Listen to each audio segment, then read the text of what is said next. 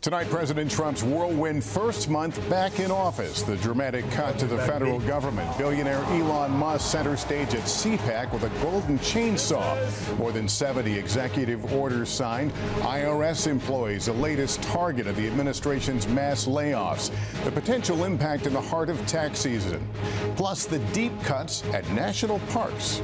It could mean life or death for someone who's having an emergency. The warning at Yosemite and other iconic parks ahead of the busy spring travel season. The controversial confirmation of Kash Patel narrowly approved as director of the FBI.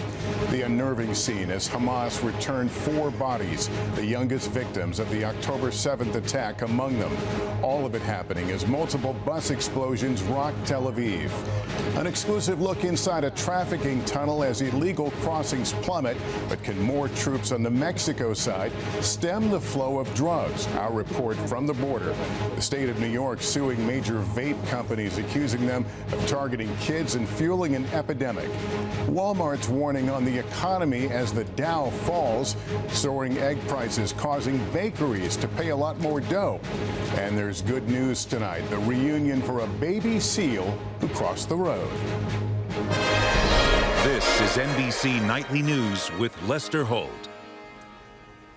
Good evening and welcome. It has been just 1 month since President Trump was sworn into office, almost immediately turning Washington on its head, launching his massive deportation operation, settling scores with those he viewed as disloyal, launching a crackdown on DEI initiatives inside and outside government, and taking a budget axe through a series of government agencies. The latest, the IRS, where many workers are bracing for possible termination during the agency's busiest season.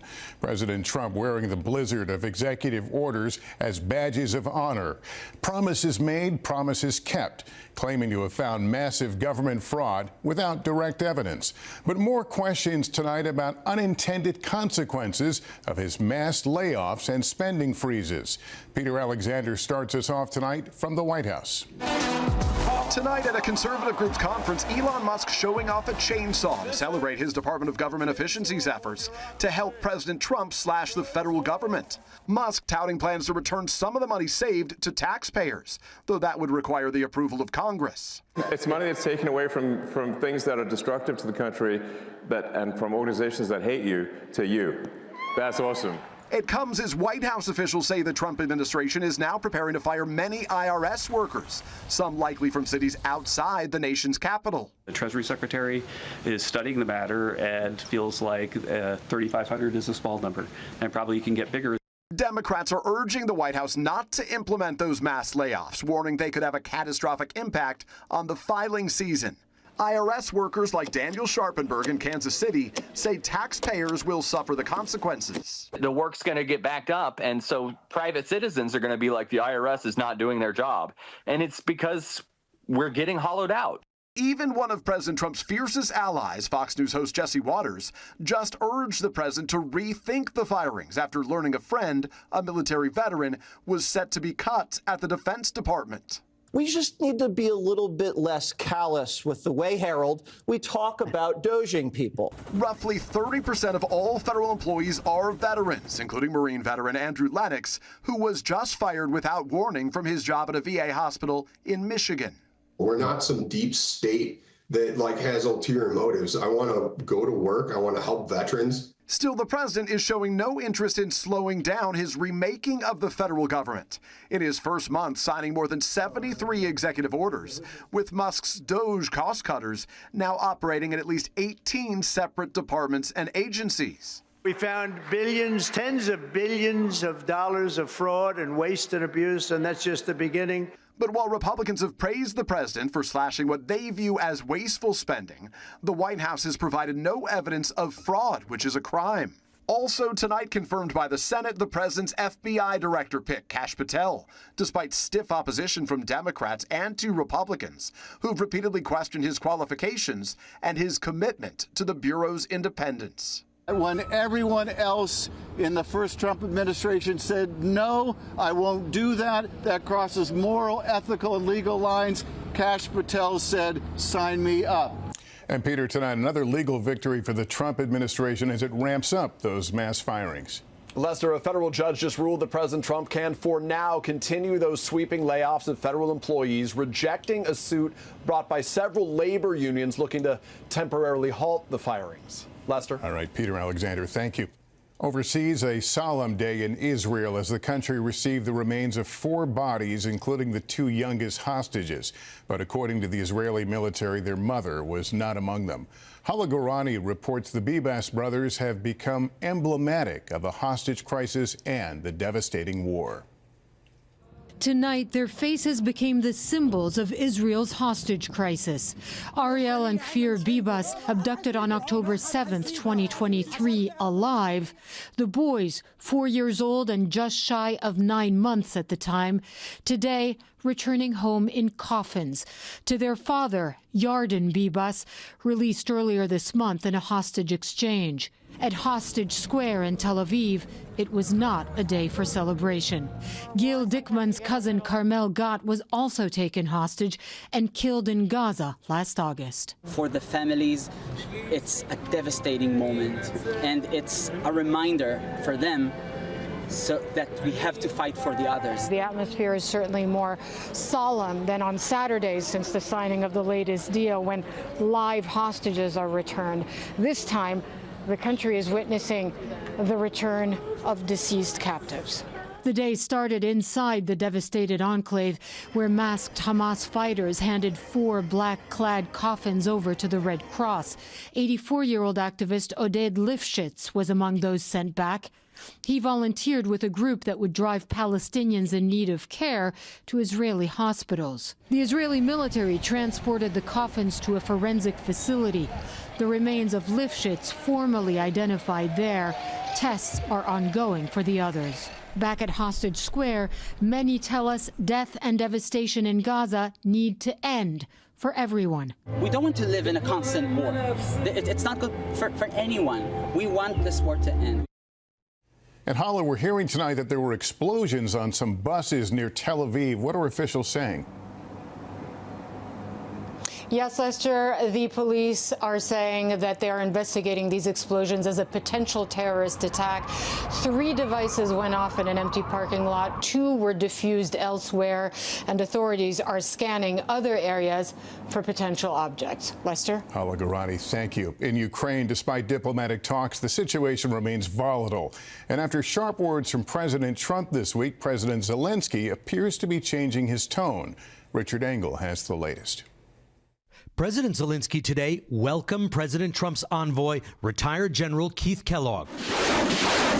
Ukraine hopes the visit will change President Trump's opinions on the war with Russia, who started it, and how to end it. But no press conference. It was canceled at the request of the American side, according to a Ukrainian official, apparently to avoid uncomfortable questions about relations between Zelenskyy and Trump. A dictator without elections. President Trump this week falsely called Zelenskyy a dictator and said he started the war with Russia, even though Russia invaded Ukraine. Zelenskyy, in turn, accused Trump of repeating Russian propaganda. National Security Advisor Mike Waltz today called Zelenskyy ungrateful. It's unacceptable. They need to tone it down. Then Zelenskyy did tone it down, posting, "I am grateful to the United States for all the assistance," adding, "What's important is that American strength is felt." But at a school 40 feet below ground to protect children from Russian attacks in the eastern city of Kharkiv, Ukrainians told us they worry about losing their biggest ally. Ukrainian civilians are feeling increasingly abandoned by the United States and cut off more each day. This underground school was built with support from USAID. President Trump put a stop to that. It is all making Ukrainians ask themselves why the United States seems to be turning on them. Olena Svitlichna is one of the administrators. What do you make of what President Trump has been saying about Ukraine? To be honest, we are worried, she said, adding, "Our houses, our cities are ruined, and they say it's our fault. We are being killed, and it's our fault." Richard Engel, NBC News, Kharkiv, Ukraine. The Trump administration has officially designated several drug cartels foreign terrorist organizations. It comes as Mexico ramps up troop levels at its border with the U.S. Our Gabe Gutierrez has an exclusive look at the deployment. In Juarez, Mexico tonight, a show of force. This is the Mexican National Guard and Army, part of the 10,000 extra troops deployed by the country's new president, Claudia Sheinbaum, after President Trump threatened a 25% tariff on all Mexican goods coming to the U.S. Major Alexander Vasquez Hernandez tells us he now has a lot of reinforcements, troops patrolling the border fence and searching for drug and human trafficking tunnels. This one discovered recently, 4 by 6 feet, sophisticated, with lighting and ventilation. Most of the fentanyl is snuck into the U.S. not through rural areas, but through legal ports of entry. And that's why there's an increased military presence here. NBC News granted exclusive access weeks before a 30-day pause in Trump's tariff threat is set to expire. Critics say the troops will do little to help crack down on illegal immigration and the flow of fentanyl, and instead amount to a wasteful political stunt. Is this all a show for President Trump? We don't have that answer, he says. We're just under orders to maintain a presence. Illegal border crossings dropped dramatically after the U.S. tightened asylum restrictions during the last part of the Biden administration. Since Trump was reelected, they've fallen even more, 35% from December to January. Trump's Border Czar now says they're down to 229 a day, down from a peak of 11,000 a day during President Biden's term.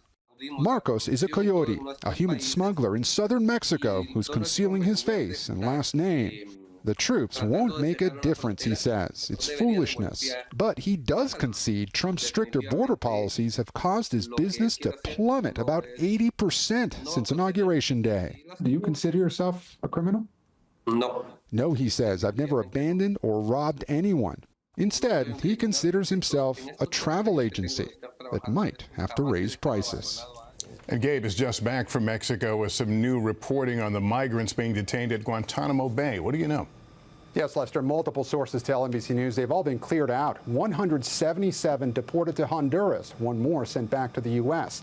A senior Homeland Security official says the administration does plan to keep sending migrants to Guantanamo Bay as a staging area. Lester? Okay, Gabe, thank you. We'll be back in 60 seconds. We'll take you to Yosemite, where we are starting to see the impacts of federal cuts on our nation's bustling national parks. What you need to know before booking your trip. That's next. Plus, kids and vaping. The new lawsuit aimed at keeping kids safe. As the Trump administration pushes to overhaul federal agencies, roughly 1,000 workers have been fired at our national parks. Our Morgan Chesky has more on the impact ahead of the summer rush. Tonight, from Half Dome to Old Faithful and as far as Gettysburg, growing concerns at national parks after roughly 1,000 federal park employees were laid off. In Yosemite, that means less staff to handle crowds who came to see the iconic Firefall during a busy holiday week. I really felt like my world was taken out from underneath me. Oleg Chmura blindsided by his termination later Friday. I spent a lot of time squeegeeing the toilets, the bathroom floors out. So after one day of me not being there, it's already pretty visually disgusting. The abrupt dismissal of probationary park employees sending shockwaves coast to coast. Stacey Ramsey lost her dream job as a ranger at Arkansas's Buffalo National River. It was so sudden and swift. Didn't have time to prepare myself at all for it. So that made it even more difficult. Here in Yosemite, with uncertainty mounting over staffing levels, officials have already put summer reservations on pause for several popular campgrounds, putting the park's peak summer travel season in potential jeopardy. NBC News spoke with more than a dozen current and former Park Service employees who warned visitors should expect significant impacts due to reduced staffing, from upkeep of trails, campgrounds, and restrooms to longer lines and wait times, and even safety concerns. I'm the only person available to rescue someone, to do CPR, to carry them out from a trail if they got injured. Near Yosemite, Alex Wild was the only certified EMT ranger at Devil's Postpile National Monument. If you're no longer at the park and an emergency happens, then what? Maybe a local county fire department or search and rescue team could respond, and it would take hours. I mean, it could mean life or death for someone who's having an emergency. And tonight, with appeals and a potential class action lawsuit in the works by terminated park employees, the Trump administration defending their actions, saying in part that the president will continue to protect America's abundant natural resources while streamlining federal agencies to better serve the American people. Lester. Quite a view there, Morgan. Thank you.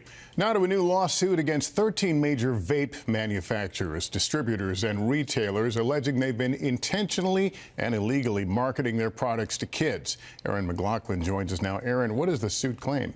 Lester, the New York Attorney General is seeking hundreds of millions of dollars in damages, accusing these companies of knowingly violating federal and state laws, essentially creating a youth vaping epidemic.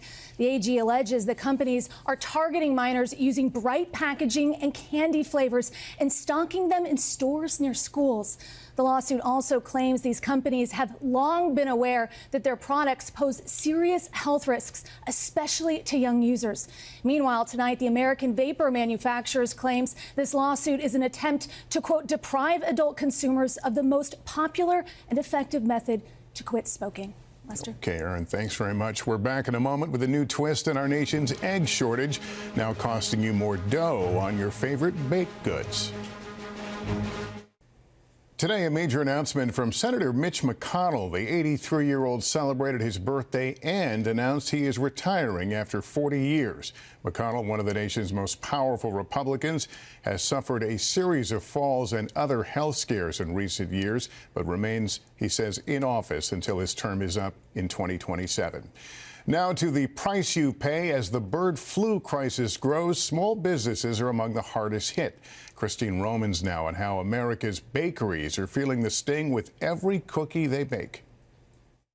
Empty shelves, record high prices, and at this bakery in Pittsburgh, a scramble to afford a critical ingredient. We use eggs in almost everything we make here. Darren McMillan runs Grandview Bakery and uses buckets of eggs every day, 90 pounds a week. In January of 2024, the price was $38. This week, the price is $169 for the same amount of eggs. A cost, he says, he can't pass on to his customers, at least for now. Bird flu has wiped out more than 49 million birds across the country in the past 5 months, sending egg prices at the grocery store from an average $2.52 a dozen last year to $4.95 now. And the Agriculture Department forecasts prices could rise another 20% this year. Because the problem only getting worse. We are in the fight of our lives, Christine. Emily Metz is the president of the American Egg Board. Our supply is so tight right now. Normally, we have over one bird for every American. That's more than 330 million birds. Our flock size has dropped to below 280 million birds. That is a significant drop. The virus is infecting hens that lay eggs and the young chicks that are the next generation. We have to be honest with the American public that there's no quick fix. We're going to be in this for a while. In the meantime, the top food safety official at FDA resigned this week. USDA fired accidentally, it says, several employees working on the outbreak, now working to hire them back. But for Darren at the bakery, he's just trying to figure out how to absorb sky-high egg prices. When something goes up this drastically, this quickly, there's not a whole lot we can do except eat the cost. And Christine is here. Down day in the markets today. Yeah, in the Dow. This is all about Walmart, the biggest retailer, the biggest employer in the U.S. with its finger on the pulse of the American economy. Walmart said it would not be immune to tariffs. And although the American consumer is resilient, Walmart said there's still plenty of uncertainty. All right, Christine Romans, thank you. When we come back, there's good news tonight for a baby seal, safe after a big city detour far from the sea. Finally, there's good news tonight for one baby seal who is sliding into the hearts of America. Emily Aketa was on hand today for an unforgettable reunion. Seals are no strangers to New England, but this was a sighting that Connecticut won't soon forget. Police responding to a stranded gray seal pup in the heart of New Haven. Flopping more than 1,300 feet through the city streets earlier this week and popping up several times away from the water in the days before. So he's right in here. Oh my God, it's adorable. For For the first time since the rescue, Officer Justin Giulianelli reuniting today with his newfound friend, now in the care of Mystic Aquarium. You know, you hear a lot of different radio transmissions coming across the radio as a cop, but, you know, hearing a seal walking down the street is definitely one that takes the cake. And while many joke the seal was chasing New Haven's famous clam pizza, researchers explain. I think that he was trying to go inland to find the nice quiet area and then found himself in the middle of the city. Now, Mystic Aquarium is helping the youngster pack on the pounds with a delicious diet of fluids. We've got fish smoothie and, of course, herring to help him prepare for the wild. Our camera's capturing a special milestone. Oh my gosh. His first time eating fish on his own. Dad, come on. Now that he's getting the care he needs and seeing him get back on his feet, it's a beautiful thing. While the pup will eventually be returned to the ocean, his place in America's heart is sealed. Good luck, buddy. Emily Ikeda, NBC News, Mystic, Connecticut. Oh, my goodness, his little cry really got me. That's Nightly News for this Thursday. Thank you for watching. I'm Lester Holt. Please take care of yourself and each other. Good night.